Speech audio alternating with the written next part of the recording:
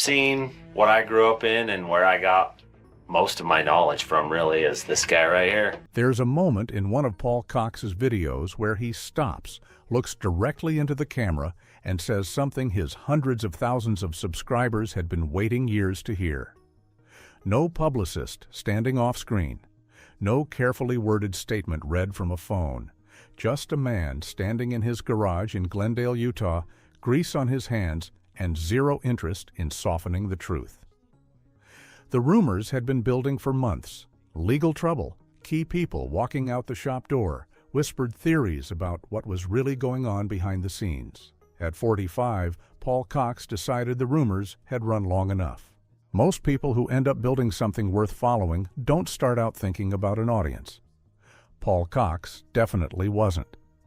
Before the channel, before the subscribers driving hours down desert highways just to shake his hand, there was just a man in Kane County, Utah, doing what he'd always done, tearing apart what was broken and building what didn't exist yet.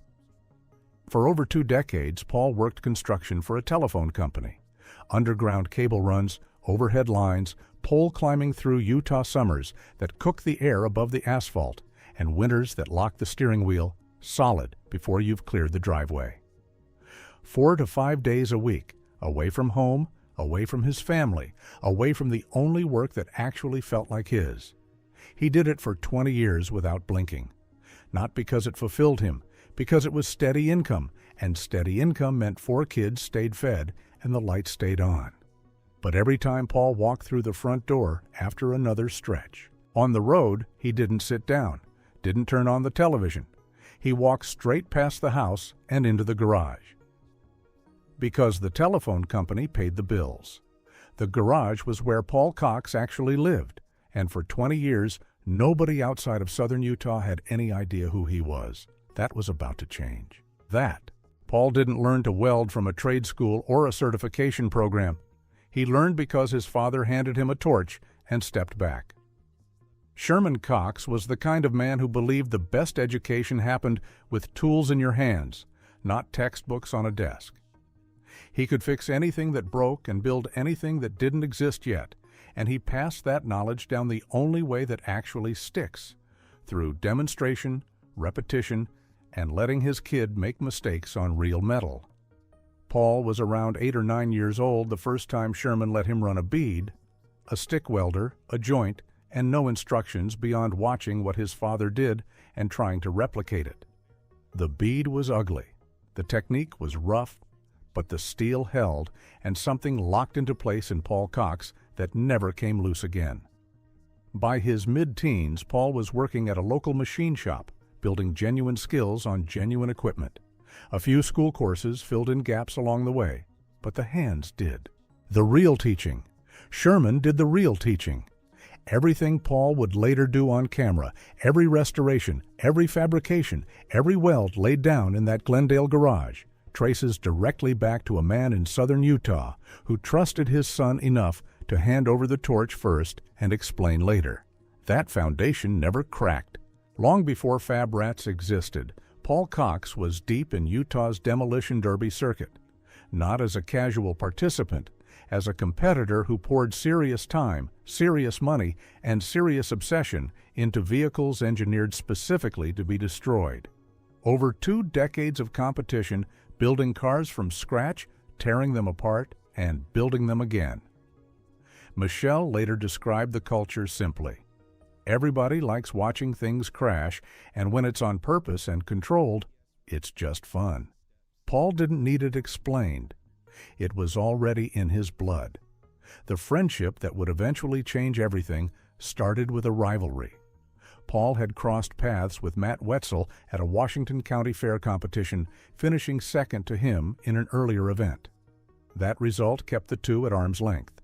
There was no bad blood, just the quiet distance that competitive people tend to keep between themselves. Then came the hit that changed everything. Paul lined up on Matt's vehicle and floored it. The impact was catastrophic enough that Paul climbed out of his car, genuinely convinced he had just killed someone.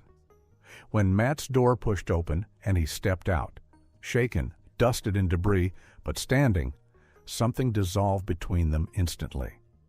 The collision that nearly ended a life started a friendship instead, and that friendship is the direct reason Fab Rats ever existed at all. The friendship between the Cox and Wetzel families grew quickly after that Derby collision, and when Matt launched his own YouTube channel, Matt's Off-Road Recovery, in early 2019, he brought Michelle Cox on board as his video editor. It was a role she had zero formal background in.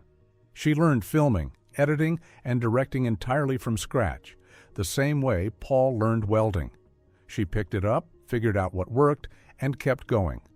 What nobody anticipated was how good she would turn out to be at it. Michelle developed a genuine eye for framing and a feel for pacing that most people who go to school for this never fully find. She built real production skills out of nothing, working on someone else's channel with no guarantee it would ever lead anywhere beyond that. But somewhere in that process, she and Paul looked at each other and recognized what was already sitting right in front of them. A garage full of builds. A man who could talk to a camera without performing for it. A woman who now knew exactly how to shoot, edit, and produce. They had everything a channel needed before they ever decided to make one. Fab Rats launched in March 2020. Michelle didn't step in front of the camera much. She didn't need to. She was already running the whole operation from behind it. In May 2022, a photograph circulated on social media showing a yellow speedboat sitting exposed on the dried shoreline of Lake Powell. The vessel had been underwater since 1993, lost during a violent storm in Wawit Bay. A historic drought had dropped the reservoir to its lowest level since it was created in 1964, and suddenly things that had been buried for decades were resurfacing. Paul saw the photo and made his decision immediately. This was exactly the kind of challenge he existed for. He and Hunter Cox drove out to assess the boat, navigating washed-out roads and saturated lake bed that could swallow a tire whole. They tracked down the original owners, a Georgia family named the Ogans, using a 1993 Arizona registration sticker and an old medical card found inside the hull. The family had been quoted an unaffordable price by a salvage company. Paul and Michelle obtained the proper permits, organized the full recovery, and didn't charge the Ogans a single dollar. The recovery itself became one of Fab Rats' most watched series. But what the press coverage left out was what came next. After transporting the boat, a DWR officer cited the team for allegedly moving a vessel infected with quagga mussels across state lines without stopping at inspection stations. Paul pushed back hard and publicly, calling it a wrongful citation. The dispute became significant enough that Utah lawmakers eventually took notice and acted. The DWR citation didn't just bring scrutiny from outside. It fed speculation from within the community about what else might be happening behind the shop doors. And then the departures started. First Randall. No lengthy announcement, no detailed explanation. Just a familiar face that stopped appearing in videos and a comment section left to fill in the blanks on its own. Then in September 2023, Paul and Michelle addressed the camera directly at the top of a video and confirmed what regular viewers had already noticed. Ben Cox, Paul's brother, one of the most recognized presences on the channel, had left the shop. The reason given was straightforward. Ben wanted more time with his family. His family lived far from Glendale. The decision made sense on a personal level, and Paul and Michelle said they understood it completely. But understanding a decision doesn't make the comment section quiet. Fans who had watched Ben for years felt the absence immediately. One viewer put it plainly, it was Randall, now Ben, and probably not the last. The speculation that followed wasn't malicious, but it was persistent. Two departures in a relatively short window, combined with the legal dispute still fresh in everyone's memory, created the kind of noise that doesn't go away on its own. It sits, it grows, and eventually it forces a response. Paul Cox chose to give one. Sherman Cox passed away in late November 2022. The man who handed a 9-year-old a welding torch. The man Paul described without hesitation in front of his entire audience as his best friend.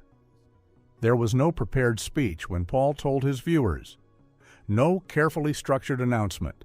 Just a man behind a camera admitting out loud that his best friend was gone, and then doing the only thing he knew how to do with that kind of weight: picking up a wrench. Sherman's truck sat in the shop.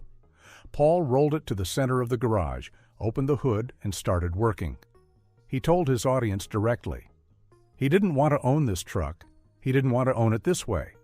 But it was his now, and it deserved the same care Sherman would have given anything he touched. What followed became one of the most quietly powerful series Fab Rats ever produced. Not because of the vehicle's rarity or the complexity of the build, because every bolt Paul turned was a conversation with a man who could no longer answer.